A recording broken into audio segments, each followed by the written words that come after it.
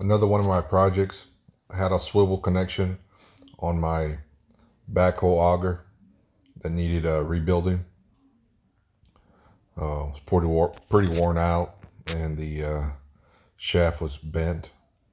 Went ahead and made some new bushings on my lathe for the top section and also the auger. I got those welded on, as you can see there. A little beefier than the original.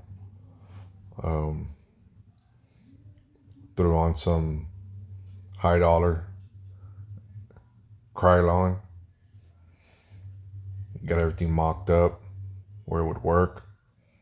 Test fitted on the top section. Tried the pin in. Got all that welded up. Put a few braces in there. Kind of boxed it in. Give it a little more strength. Just trying to fix it in-house versus replacing the whole attachment. I think it turned out pretty well. Thanks for watching.